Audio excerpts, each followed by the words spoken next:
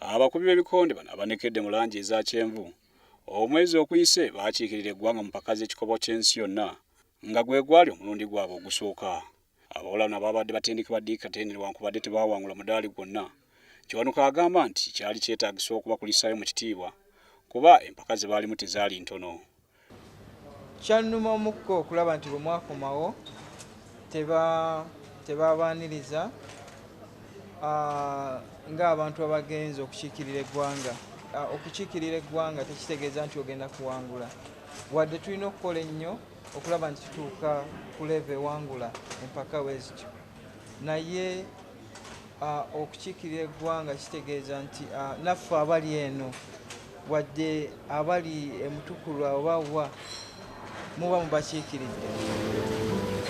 Wano abakubi enkata y'ebyambisibwa mu muzannyo gw'ebikonde saako ebbaasa buli omu era nga kuno agasseeko ekyemisana ky'abagabudde. Atangaazizza nti ebataabeewo kikyuka ajja kufuba okulaba nga naye yeenyigira mu kuyamba abawala bano basobole okulinyisa omutindo gwabwe. Y'omutendesi Dick Katenda agamba nti newankubadde abawala bano tebaawangula bakyalina omukisa okukola obulungi mu mpaka ezinaabaawo omwaka ogujja omuli eza Africa ezinaabeera e Congo saako ez'ensi yonna ezinaayindira e China. Support from different companies, different individuals and the government, then the sports will be going up. Abawala bakubiddwa enkata mulimu Molly Najambo, Diana Atwine, Helen Bareke ne Diana Tulyanabo.